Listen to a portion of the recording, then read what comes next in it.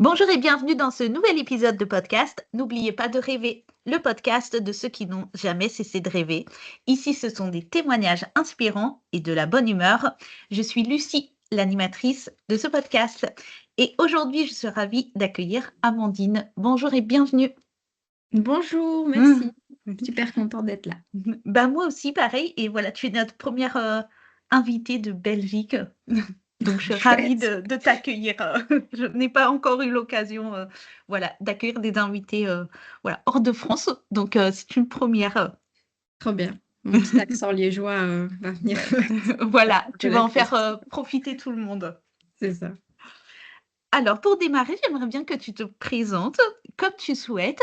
Mais désormais, comme c'est la saison 2 du podcast, voilà, je demande aux invités d'intégrer leurs qualités principales à leur présentation. Je t'écoute. Ok, bah, je m'appelle Amandine, j'ai 30 ans, je vis près de Liège en Belgique. J'ai un petit teckel arlequin qui s'appelle Dobby, comme dans Harry Potter. Donc, j'introduis déjà un petit peu ici mon amour des livres et de la fantaisie. Mm. Je suis graphiste indépendante, même si c'est un terme que j'aime pas trop parce que j'ai l'impression que ça me limite dans mon métier. Mais voilà, c'est un terme que les gens comprennent. Donc je dis toujours, je suis graphiste pour indépendants et indépendantes. Je suis aussi graphiste pour les auteurs. Donc je fais leur couverture de livres, leur mise en page.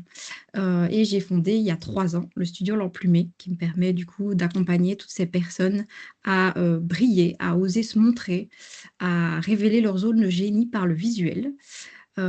Et tout ça, je dirais que c'est possible grâce à ma qualité première, qui est que je suis créative. Donc, je suis vraiment une créative dans l'âme. J'adore créer, faire des choses, même de mes mains, bricoler. J'ai toujours adoré ça. J'ai toujours adoré lancer des projets. Donc, je pense que du coup, ça me convient très bien. Top, génial. C'est une chouette présentation. Merci. Est-ce que tu veux bien maintenant nous parler de ton parcours, s'il te plaît? Parce qu'avant d'être graphiste, j'ai lu que tu étais institutrice dans une autre vie. Dans une autre vie, pas si lointaine quand même. Donc, j'ai commencé par des études d'institutrice. J'ai travaillé comme institutrice primaire pendant 3 ans. C'est un métier que j'aimais beaucoup pour le fait de voilà, éduquer des jeunes enfants, apporter ma pierre à l'édifice dans leur éducation. Mais c'est un métier qui est aussi pas facile et dans lequel je ne me suis pas trouvée à ma place. J'ai vraiment eu beaucoup de mal à m'y faire et j'ai eu à ce moment-là, je pense que je me connaissais pas très bien. J'avais du mal à décider ce que j'allais faire. À 18 ans, c'est dur déjà de savoir ce qu'on veut Mmh. faire. Et c'est vrai que moi, j'avais toujours pensé le parcours professionnel comme une voie royale dans le sens où on trouve un job, on s'y tient toute sa vie. C'est peut-être pas chouette, mais c'est pour payer les factures. Et Mmh. j'avais vraiment pas j'avais vraiment pas de rêve à ce niveau-là. J'étais vraiment en fait, je suivais, mon chemin sans réfléchir, et puis j'ai commencé à me poser des questions après, 3 ans d'institutrice, là où je voyais d'autres collègues qui, eux, s'épanouissaient.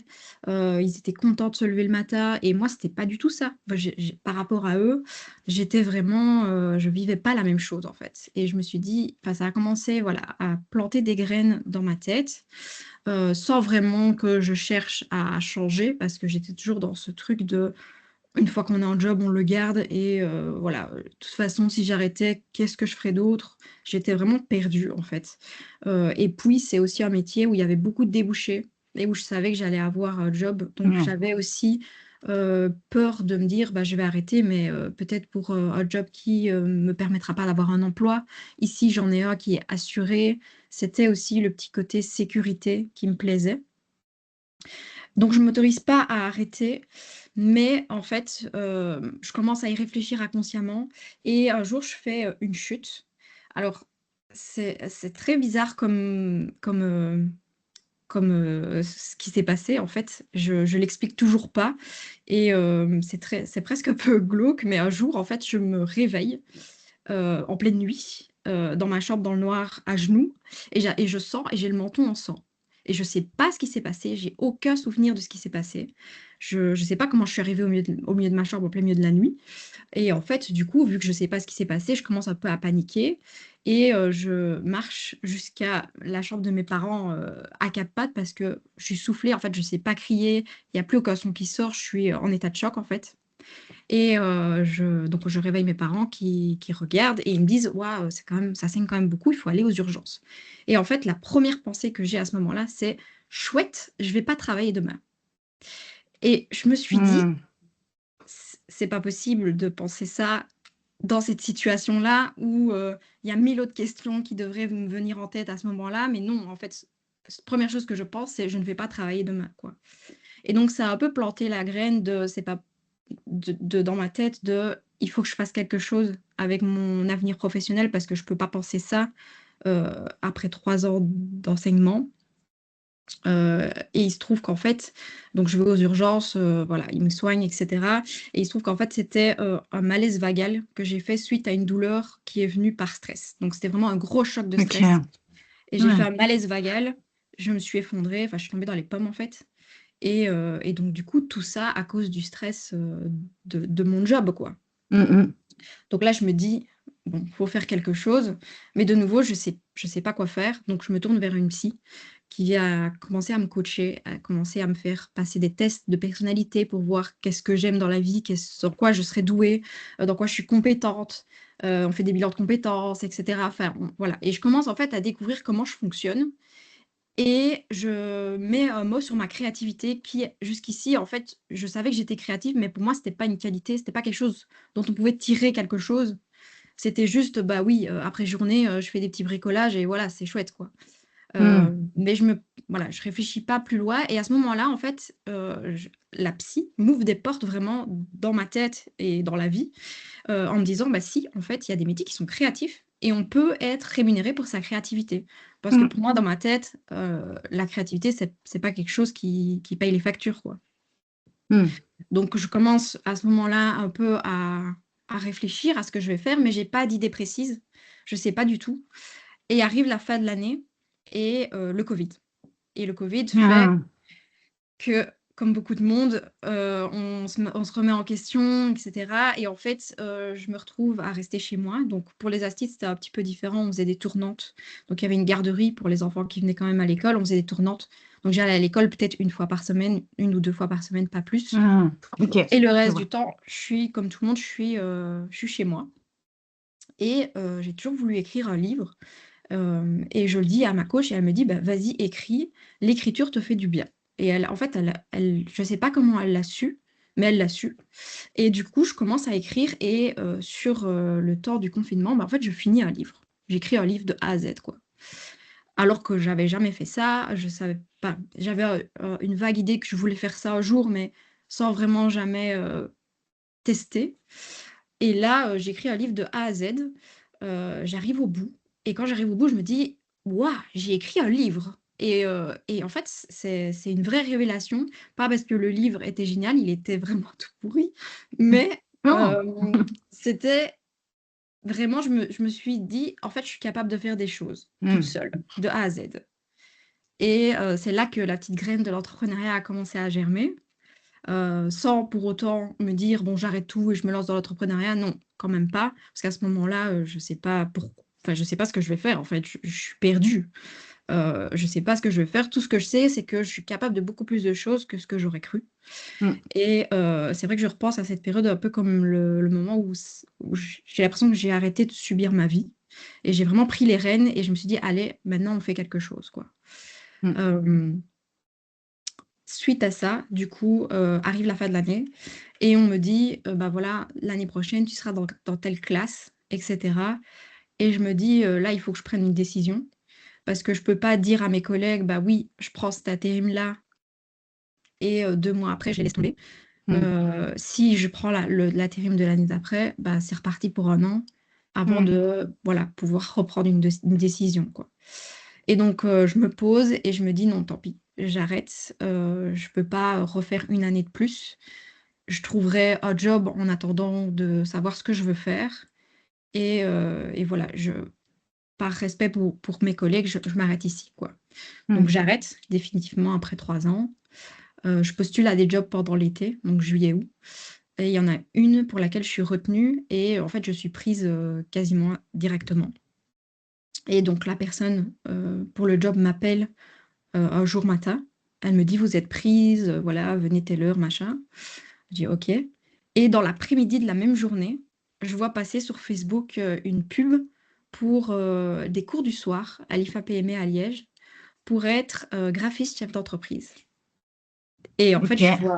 je vois passer cette pub. Alors, jusqu'ici, le mot graphiste n'est jamais rentré dans mon cerveau, jamais, jamais. Jamais. Je ne savais même pas que. Enfin, j'avais jamais pensé à ce métier, quoi. Mais en fait, je vois cette pub et je sais pas, j'ai une intuition. Je me dis, c'est fait pour moi, il faut que je fasse ça. Et du coup, je rappelle le job, je dis que je veux pas y aller. Et puis, bah, je m'inscris directement à la formation et en fait, mon métier a commencé par là, quoi. Hmm. Voilà. J'avais plusieurs questions par rapport à ton parcours. C'était qu'est-ce qui t'a donné envie d'être institutrice? Est-ce que c'est parce qu'il y avait quelqu'un dans ta famille? Enfin, comment t'en es arrivée à cette voie-là? Oui, il y a quelqu'un dans ma famille et c'est vrai qu'elle m'avait proposé quand j'hésitais, à faire la formation d'institutrice, elle m'avait proposé de venir en classe avec elle pour voir comment ça se passait et j'ai adoré en fait, la dynamique qu'il y avait dans la classe, la douceur, la complicité qu'elle avait avec ses élèves et voilà, ça m'a donné envie. J'ai commencé, sur cette envie-là, en fait. Ok. Et tu disais, en tant qu'institutrice, tu ne te sentais pas à ta place. Euh, Ma question, c'est à quoi tu le voyais et comment tu te sentais? Je me sentais, ultra perdue, ultra désemparée, pas du tout soutenue. J'avais pas l'impression, qu'on m'aidait à progresser, à surmonter mes difficultés, je me sentais vraiment seule au monde et heu et en fait, j'avais pas l'impression que, mes compétences étaient utiles dans mon métier. J'avais pas l'impression d'être utile, j'avais l'impression qu'on pouvait se passer de moi, en fait. Hmm. Et donc du coup, je me suis dit: «Bon, s'ils peuvent se passer de moi, s'ils peuvent avoir des meilleurs astites, qu'est-ce que je fais là, quoi? Qu'est-ce que je Hmm. leur apporte, en fait?» Et c'est des enfants donc il y avait vraiment pour moi ce truc de ils peuvent trouver mieux, quoi. Ok. Et moi, si je suis pas utile, dans quoi je suis utile et dans quoi est-ce que je peux apporter quelque chose vraiment, quoi? Hmm. Ok, je comprends. Et du coup, tu démarres cette formation en cours du soir. C'est quoi le rythme? C'est combien de temps? Qu'est-ce que ça t'apporte? Alors c'est 2 ans, en cours du soir avec lequel on peut cumuler, si on le souhaite, un stage en journée. Ce que j'ai D'accord. fait. Donc c'était le stage la journée, les cours le soir pendant, 3 jours sur la semaine. Et en fait, directement, je me sens bien, directement, je me sens dans mon élément, directement, je me dis: «Oui, j'adore en fait, j'adore ça, j'adore, créer sur ordinateur aussi». Parce que mon papa étant informaticien, j'ai toujours adoré, jouer sur l'ordinateur. Quand j'étais petite, j'avais créé un site sur les chevaux, enfin, j'étais déjà un peu dans le truc et en fait là, je me sens directement, je me sens à ma place, je sens que ce métier est fait pour moi, en fait. Hmm. Est-ce que tu as cette sensation que, en fait, tout était déjà là, mais que tu vois, les pièces du puzzle se rassemblent et que ça apparaît comme une évidence? Oui, Parce que là, en fait, quand on parle, on a cette impression-là qu'en fait, il y avait déjà tout, mais qu'il oui, manquait un. mais oui, oui, mais complètement et sur le moment, je me dis: «Mais oui, Amandine, pourquoi tu y as pas pensé plus tôt?» Parce que c'est évident. Quand j'étais astite, la tâche que je préférais, c'était créer les feuilles et les dossiers pour les élèves. Enfin, Hmm. il y avait 1000 signes, quoi. Hmm. Mais non, sur le moment, je ne les ai pas vus.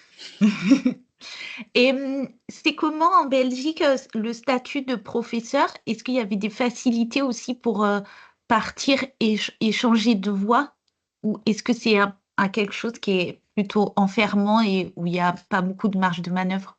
Bah, là, ici, j'étais vraiment au tout début. J'étais toujours en train de faire des remplacements. Donc au début, c'est rare quand on a une classe directement. En général, on fait des remplacements. On cumule entre guillemets «des poids» qui font que, celui qui a le plus de poids est celui qui va décrocher la première opportunité qui se présentera. OK. Et ici, pendant les 3 premières années, j'étais toujours dans les remplacements. Donc en fait, les contrats duraient jamais très longtemps. Si on avait de la chance, ils duraient 1 an, sinon ils duraient quelques semaines et on était rappelés À chaque fois que, par Hmm. exemple, un collègue tombait malade, une collègue prenait son congé maternité, et donc on faisait des remplacements. Et moi, j'étais dans cette phase-là. Donc en fait, j'ai juste fini mon contrat et j'ai pas repris le suivant, quoi. Donc non, j'étais pas bloquée du tout. Mhm. Et comment tu gères cette phase de formation? Comment tu t'organises? Tu la vis à fond? Tu prends un job en parallèle? Enfin, comment elle se fait cette transition? Alors du coup, je prends le stage qui est Ouais. légèrement rémunéré, mais j'ai droit au chômage puisque je suis en formation. Donc là, sur le coup, je me pose pas trop de questions. Je me dis: «Bah, voilà, je vais faire ma formation. Avec un peu de chance, mon stage, il se passera bien et à la fin de ma formation, ils m'engageront». Donc j'avais vraiment cette optique de indépendante, oui, c'est encore un peu dans ma tête, mais sur le moment, je me sens pas encore capable. Mais je le ferai, mais voilà, j'y suis pas encore, et en attendant, c'est pas grave, je vais trouver un job, je vais me former, je vais apprendre parce que 2 ans en cours du soir, c'est génial pour se réorienter, mais c'est pas suffisant pour maîtriser un métier. Donc je me dis: «C'est très bien, le stage va m'apprendre des choses et puis on verra, quoi». Hmm. Et comment se fait le déclic de te dire au final, je vais pas prendre un job salarié?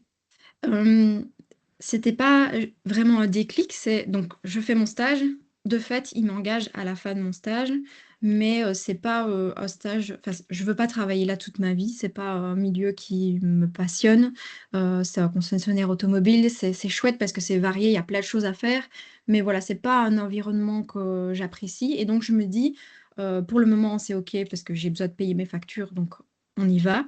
Par contre, je plante déjà des graines pour après, et je demande un 4/5 au lieu d'un temps plein, Ok. pour pouvoir lancer ma société à côté sans prendre trop de risques et en me disant: «J'ai le temps de monter les choses à mon aise et de voir comment ça se passe». Hmm. Et la transition se fait comment? Fin, tu vois, la bascule de je quitte là ce temps à 80% pour te lancer complètement. Est-ce que ça dure longtemps? Donc entre le moment où j'avais mon salariat et le moment où je l'ai quitté, Ouais. ça se fait ultra brusquement. Donc en fait, comme je te disais, j'étais pas dans un environnement qui me plaisait, et petit à petit, ça commence à devenir presque un peu toxique. En tout cas pour moi, je le vis très, très mal, et je fais un épuisement, en fait. Je fais un épuisement après un pré-burn-out que, Ok. voilà, le médecin me dit: «En fait, on va t'arrêter maintenant avant qu'il soit trop tard, Hmm. et donc tu vas faire, 2 semaines d'arrêt, 2 semaines de «pause» entre guillemets, et puis on en reparle dans 2 semaines». Je prends mes 2 semaines de pause, je me repose. Au bout de 2 semaines, je sens que c'est pas encore ça, mais voilà, j'arrive au bout de mon certificat, donc je retourne travailler, et le premier jour où je retourne travailler, j'ai le patron qui m'appelle dans le bureau et qui me dit concrètement: «Je t'ai payé 2 semaines à rien faire, si tu t'absentes encore une fois, tu es viré». Oh, c'est Donc violent. violent parce que je me dis, bah, je me donne à fond pour cette entreprise, donc je me sens, en fait, oui, c'est une grosse claque, quoi. C'est pas comme si non plus j'avais pris 3 mois de congé, j'ai pris 2 semaines de congé. J'ai pas l'impression d'abuser, en fait. Et je me prends, cette claque-là, tout en sachant très bien que je suis pas encore en forme et qu'en fait, il y a de fortes chances que je reprenne un certificat. Donc en fait, je sais, j'ai cette épée de Damoclès au-dessus de ma tête, je sais que ça va se passer, en fait. Et puis je vais voir mon médecin, je lui explique, et en fait, elle me dit: «Non, il faut, tant pis, il faut prendre un congé. Là, c'est nécessaire», et du coup, elle me remet 1 mois. Et en fait, je suis virée au 2e jour de mon certificat. Donc en fait, mon patron casse mon certificat et au 2e jour, je suis virée, quoi. Hmm. Donc, Donc ça t'a mis face au mur, tu te dis, j'ai plus le choix et je me lance. première re réaction, c'est, panique et honte parce que j'ai toujours été la bonne élève, qui respectait les règles et cetera. Alors se faire virer, c'est dur à encaisser. Et puis, une fois que c'est passé, je me dis: «Bon, bah, c'est ma chance, en fait. C'est maintenant ou jamais. Hmm. C'est un signe», et vu que je suis virée, forcément, je retouche les allocations de chômage, donc je me dis: «En fait, c'est maintenant ou jamais, il faut que j'essaye», et donc depuis, je suis indépendante à temps plein, Hmm. dans ma société. Ouais, comme quoi dans les moments comme ça, il y a aussi on dit toujours une porte qui se ferme, une fenêtre qui s'ouvre et c'est complètement ça, mais je comprends aussi complètement ta réaction, c'est très dur à encaisser, quoi. Ouais, c'est pas facile à vivre, c'est sûr. Et aujourd'hui, qu'est-ce que tu aimes dans ton activité? Qu'est-ce qui fait sens pour toi? Aujourd'hui, je pense que je suis vraiment à 100 alignée.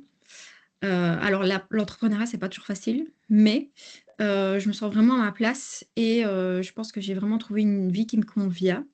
Hem, j'aime vraiment, j'aime en fait, j'adore l'idée de mener ma barque, de, voilà, prendre des décisions pour moi, de lancer les projets que j'ai envie de lancer. J'aime la variété qu'il y a derrière, du fait qu'on s'ennuie jamais, qu'il y a toujours plein de tâches différentes, que ce soit dans les tâches de l'entrepreneuriat en tant que tel, mais aussi dans les projets clients qui sont aussi très variés. J'adore ça, j'adore aider les personnes, à se rendre visibles et recevoir des messages qui me font dire que j'ai été utile, que je les ai aidés. C'est super gratifiant, oui, voilà, j'adore construire quelque chose de moi-même, quoi. Mmh.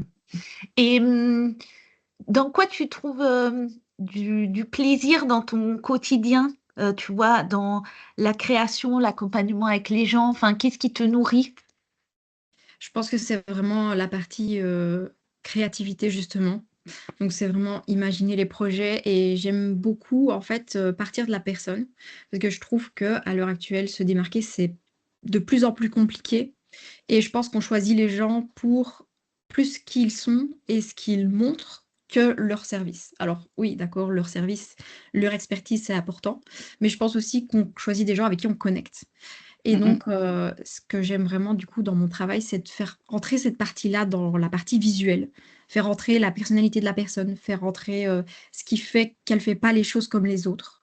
Vraiment ce Mmh. petit truc en plus, quoi.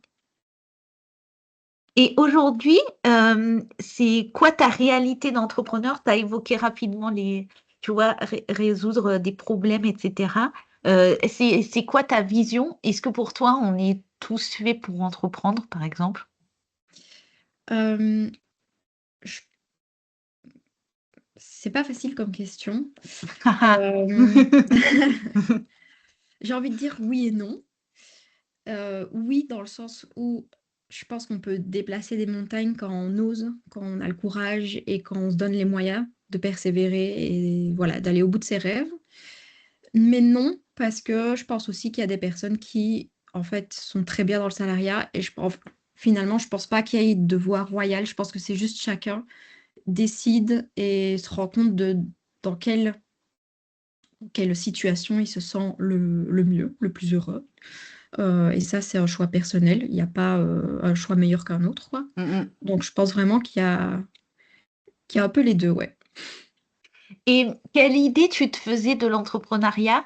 Et est-ce que ça correspond à ta réalité, aujourd'hui? Pas du tout, pas du tout. Je savais que c'était dur, mais j'avais peut-être pas réalisé comment ce serait dur. Pour moi, ça aurait été dur peut-être de, voilà, trouver des clients, mais ça s'arrête là. Alors que je pense qu'il y a aussi une grande difficulté dans le fait de, dans le côté plutôt mindset et le côté, bah, moi, en tant que chef d'entreprise, c'est aussi, sortir de sa zone de confort. C'est aussi parfois faire des choses qu'on n'a pas envie de faire, même si dans notre tête, on a l'idée que l'entrepreneuriat, c'est la liberté. Alors oui, c'est vrai, mais des fois, il faut aussi faire des choses qu'on n'a pas envie de faire, ça fait partie du jeu. Donc ça, j'avais pas réalisé. Le fait de, voilà, avoir le courage aussi de se montrer, de montrer son travail, c'est pas, en tout cas chez moi, c'est pas inné. Ça vient de plus en plus facilement, mais c'est aussi un travail sur moi. Donc je trouve qu'il y a beaucoup de travail à faire sur soi aussi quand on est dans l'entrepreneuriat pour, voilà, donner le meilleur de soi-même, montrer, nos compétences, montrer notre travail, se rendre visible. Et aussi assumer les coups durs, savoir qu'un échec, c'est pas, la fin du monde. C'est comme ça qu'on apprend, c'est comme ça qu'on évolue. Donc tous ces enseignements-là qui viennent, en fait, quand on lance son entreprise. Comment tu prends soin de toi au quotidien pour ne pas t'oublier justement dans ce quotidien d'entrepreneur?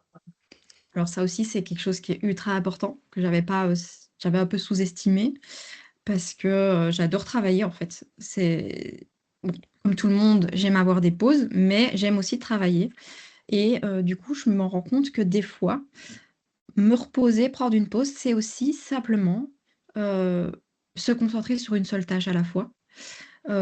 Travailler sur une tâche qui me fait plaisir, mais qui va peut-être pas m'apporter des résultats. C'est aussi une manière de reposer mon cerveau.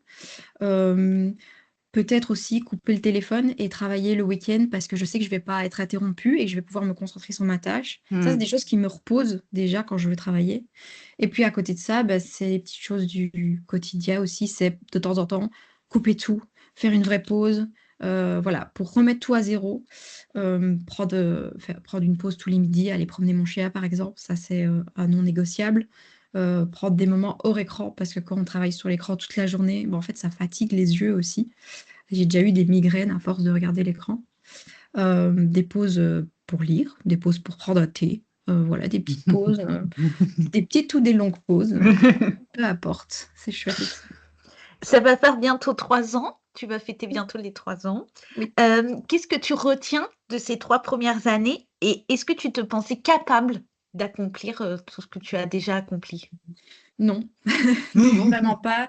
C'est, en fait, j'en reviens pas de l'évolution que j'ai fait en 3 ans. Je pense que je suis pas la même personne qu'il y a 3 ans. Il y a des choses que je fais aujourd'hui, me montrer facecam, faire des reels, dire ce que je pense que jamais de la vie, il y a 3 ans, j'aurais fait. Et je crois que si on me l'avait dit, j'aurais pas cru. Il faut savoir que je suis une ancienne tibine baladive, donc Mmh. c'est à dire que, je me roulais à terre pour pas prendre rendez-vous chez le coiffeur, tellement ça me faisait peur. Et aujourd'hui, on en est loin, quoi, vraiment loin. Mmh. Déjà, rien que le fait d'enregistrer ce podcast ici, c'est exceptionnel pour moi. Et le prochain exercice, ce sera l'écouter. Oui, ça, c'est autre chose. Et je crois que tu fais partie aussi d'un réseau d'entrepreneurs. Pour quelle raison tu as souhaité en faire partie? Oui, c'est la tribu Boost, donc c'est créé par, Coco de Boostque. J'ai souhaité en faire partie parce que en fait, je suis quelqu'un de très solitaire et c'est vrai que c'est aussi une des choses que j'aurais jamais pensé en me lançant. Mais il arrive un moment quand même où on a besoin d'avoir, voilà, des gens autour de nous, de rencontrer des gens, de parler avec des gens de ce qu'on vit. Surtout quand on n'a pas d'entrepreneur dans la famille, ça fait toujours du bien de parler avec d'autres personnes qui vivent la même chose. Et donc j'ai commencé au bout d'un moment, à commencer à ressentir la solitude, le fait d'être toute seule avec moi-même. J'avais besoin de voir autre chose, j'avais besoin de parler avec des gens. Et donc c'est pour ça que je me suis inscrite à la tribu. Et j'ai pas de regrets parce que c'est super chouette. On fait plein d'activités, les filles sont géniales. Je me suis fait des amis, des clientes, des collaborations. Voilà, aucun regret. Génial. Tu nourris aussi une passion pour, les livres et pour la lecture. Bah, voilà, je veux bien que tu nous en parles. Est-ce que c'est depuis, toute petite? Est-ce que tu lis tous les jours? Qu'est-ce que tu aimes lire? Alors, c'est depuis toute petite. Je lisais beaucoup quand j'étais petite, c'est vrai, et ça s'est un peu calmé au niveau, enfin, quand je suis rentrée dans le secondaire parce qu'il y avait beaucoup de lectures à poser et moi, j'aimais bien, tout ce qui était fiction, magie, fantaisie et là, tout d'un coup, on me demande de lire, Victor Hugo, Émile Et Zola. est-ce que tu peux juste préciser le secondaire, c'est vers quel âge? Parce que le Ah, secondaire, c'est pas comme chez nous, donc je sais pas si c'est le collège de chez nous ou le lycée. c'est entre 12 et 18 ans. OK, donc nos années au collège-lycée. OK, donc quand on Voilà. t'impose, OK, c'est bon, merci. Oui, pas de souci et donc du coup, pendant cette période-là, on commence à poser des lectures pour les cours de français et des lectures très classiques, très, Ouais. en fait, j'ai découvert, plein de lectures où il y avait la guerre, où il y avait les miniers, où il y avait, plein de choses négatives qui se passent dans le monde et ça m'a un petit peu, voilà, éloignée de la lecture pendant un temps. Et puis, un jour, je passe dans une librairie et je vois un livre avec un chat sur la couverture qui a un bonnet péruvien. C'est le livre, «Demain j'arrête» de Gilles Le Gardinier et je me OK, dis: je vois. «Mmh, ça m'intéresse, ça m'appelle, je ne sais pas» et c'est un peu le livre qui m'a remis dans la lecture. Donc ça, c'était, je pense, je devais avoir 19 ou 20 ans et depuis, j'ai pas arrêté. Je lis énormément, je lis tous les jours quand je peux. Il y a des jours, par exemple, pour le moment, c'est vraiment le rush dans mon entreprise, donc j'ai peut-être un petit peu moins de temps pour lire. Mais en tout cas, dès que je peux, je lis. C'est vraiment une passion et du coup, c'est devenu un peu aussi mon quotidien d'entrepreneur puisque j'ai choisi d'accompagner aussi les auteurs auto-édités, et ça fait ultra sens pour moi, de travailler sur les livres, en fait. Mmh. Tu as même un compte, dédié à tes chroniques de lecture? Oui, Ça s'appelle Chers auteurs. Donc, c'est un compte Instagram où je donne mes avis sur les livres. Je reçois aussi des partenariats, enfin, j'ai des partenariats avec des maisons d'édition, donc je reçois des livres aussi en service presse. Et je chronique tout ça, du coup, sur le compte Instagram. Mmh. Trop bien. Je mettrai le lien dans la description de l'épisode. En préparant aussi, cet épisode, il y a un mot qui est beaucoup revenu, c'est la créativité et il est revenu dans d'autres épisodes aussi du podcast et voilà, c'est chacun sa définition, mais je voulais aussi avoir la tienne parce que tu exerces quand même un métier créatif et je voulais savoir, est-ce que pour toi, on peut, la stimuler et est-ce que parfois, toi, tu la perds? Oui, je pense que je la perds parfois, par exemple, dans les moments de grande fatigue, dans les moments où je suis pas assez reposée, où voilà, j'ai beaucoup de stress, par exemple. Je Mmh. pense que la créativité, elle se recharge dans les moments de recul, dans les moments de repos et c'est pour ça notamment qu'on a toujours nos meilleures idées sous la douche ou quand on conduit, la voiture. C'est toujours à ces moments-là qu'on a les meilleures idées parce qu'en fait, on permet à notre cerveau de se mettre en off et de faire fonctionner l'inconscient. Et c'est là, du coup, qu'on a plein d'idées et du coup, je crois vraiment que je dirais pas qu'on la perd, mais je pense qu'elle est moins efficace si, voilà, si on lui permet pas de se reposer, de remettre à plat, de revenir à zéro. Et je pense aussi qu'on peut l'entretenir dans le sens où on peut, être curieux, continuer d'apprendre, s'ouvrir aux choses. Je pense que la créativité, c'est aussi une façon de voir le monde autrement et c'est pas possible d'en avoir si, voilà, on s'ouvre pas, si on vit pas des expériences, si on s'entraîne pas à voir les choses sous un angle différent, en fait. Mmh. Alors pour préparer l'épisode, j'ai aussi regardé, ton site internet. Voilà, comme je disais, je stalk les invités avant que vous veniez, dans le podcast. Tu disais que tu étais introvertie et moi, c'est quelque chose que je travaille aussi beaucoup avec les clients, ces notions d'introversion et d'extraversion qui parfois sont aussi, pas très bien définies et parfois on confond introverti et timide et pour moi, c'est pas la même chose, mais je voulais aussi ton regard. En plus, tu as évoqué que tu étais timide et pour toi, c'est quoi la nuance? Et et les introvertis, il y a cette notion de: «J'ai besoin de recharger les batteries». Et toi, comment tu les recharges? Et je crois que tu as aussi évoqué le fait que tu étais solitaire. Ouais. Voilà, c'est une très longue question sur ces différentes nuances. C'est quoi ton regard, toi, ces 3 questions? OK, alors Mmh. petit à petit. Ouais. Hem, oui, je suis d'accord avec toi sur le fait que c'est pas pareil d'être introverti et d'être timide. Mmh. Je pense qu'être timide, c'est une peur cachée, la peur de prendre la parole, d'être vu, de se mettre en avant. Tandis que l'introversion, c'est plutôt une manière de gérer son énergie. Mmh. Et je pense que les introvertis, du coup, rechargent leur énergie justement dans la solitude, dans les moments, où ils font des choses qu'ils aiment, là où les extravertis rechargent leur énergie au contact des autres. Mmh mh. Et il y a cette métaphore que j'aime beaucoup qui est, la batterie au-dessus de la tête, un peu comme les Sims et l'introverti quand il se lève le matin, il a une batterie chargée pleine et à chaque interaction sociale, il perd une barre de batterie.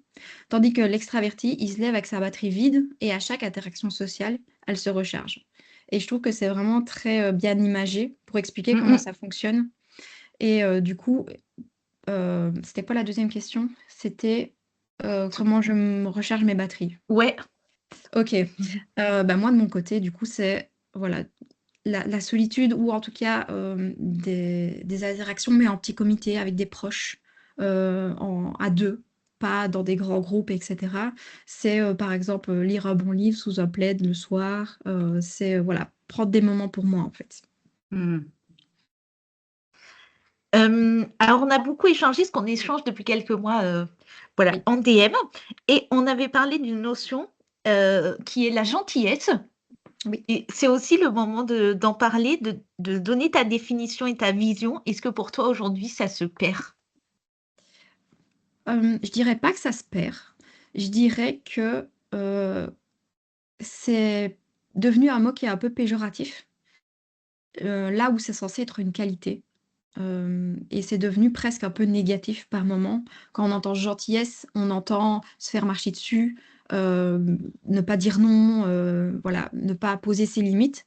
Alors qu'au contraire, je pense que la gentillesse, c'est traiter les autres avec respect, avec douceur, avec bienveillance, avec considération. Et en ça, je pense que c'est plutôt justement une force qu'une faiblesse. Mmh. Je suis assez, heu, je suis assez d'accord et c'est quoi ta définition, toi, de la gentillesse? Comment tu le mets en œuvre dans ton quotidien? Je dirais que c'est garder l'esprit ouvert, être empathique, se mettre dans les choses de l'autre personne, donner aux autres sans attendre en retour. Et quand je dis donner, c'est pas spécialement financier ou matériel, ça peut être un sourire, ça peut être du temps, ça peut être un moment partagé, ça peut être de la bienveillance. C'est voilà. En fait, c'est penser à l'autre en même temps que soi-même. Mmh. Est-ce que tu aurais 3 conseils à partager à quelqu'un qui se sent perdu comme toi tu l'as été? Qu'est-ce que tu aurais envie de dire à ces personnes? Ok. Alors, conseil numéro un, je dirais passer à l'action.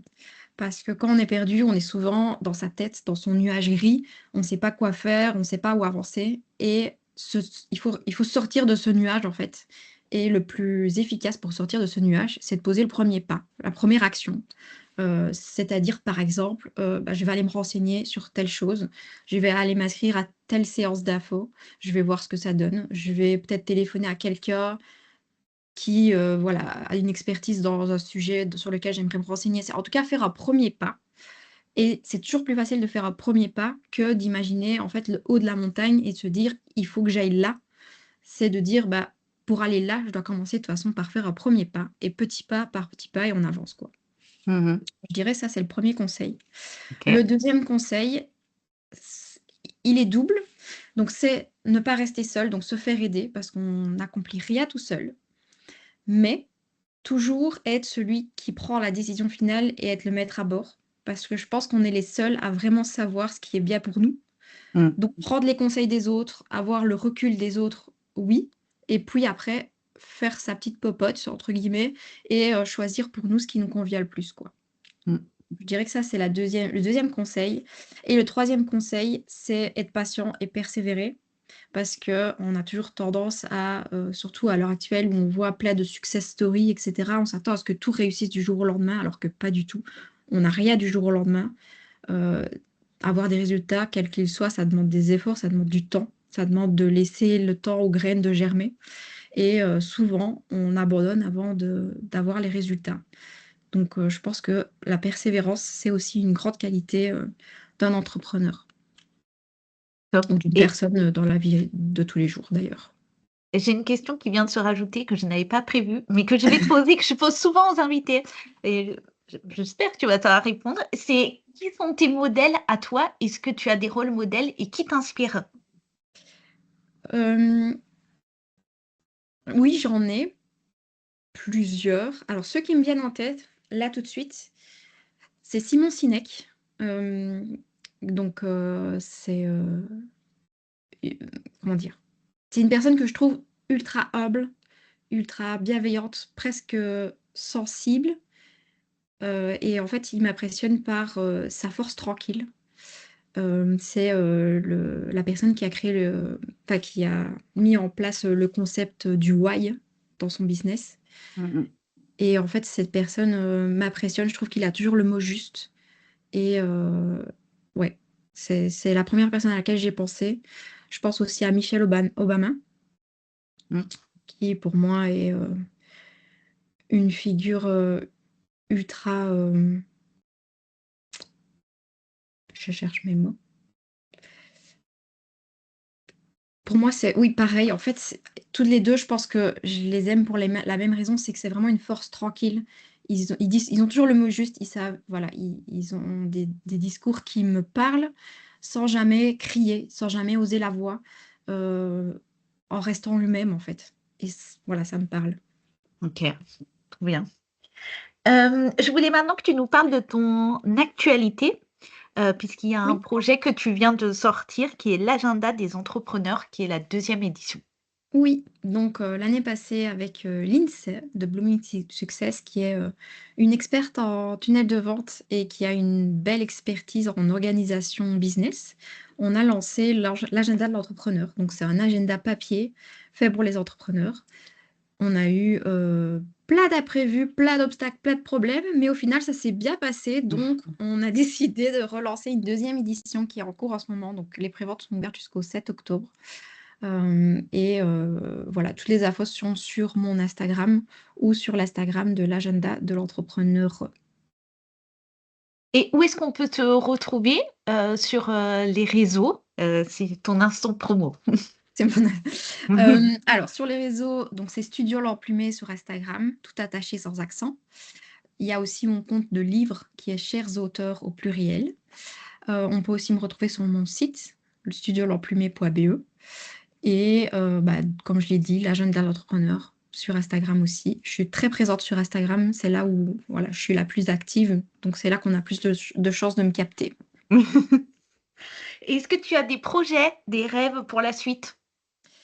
Hem, oui, j'ai une vision assez globale de où je veux que mon entreprise aille. Je veux évidemment avoir, une entreprise qui roule, qui soit rentable, qui me permette d'être sereine, de vivre mes rêves. J'aimerais aussi, que ce soit dans le futur un levier pour soutenir les causes qui me tiennent à cœur. Mais ça, c'est pas pour tout de suite, chaque chose en son temps. Ouais. Et voilà, une entreprise en fait qui me permette de vivre la vie que j'ai envie de vivre, de réaliser mes rêves, j'ai un rêve par exemple d'aller au Canada et de galoper dans les plaines des montagnes rocheuses, par exemple. Et tu parlais des causes, pour quelles causes tu aimerais, t'impliquer? Les causes qui me tiennent le plus à cœur, c'est le féminisme et la cause animale. OK. Donc c'est 2 causes que j'aimerais en fait, soutenir d'une manière ou d'une autre, avec mon entreprise. Je pense qu'être entrepreneur, c'est aussi, voilà, se permettre de faire des choses comme ça et avoir la possibilité de le faire. Mmh. Top.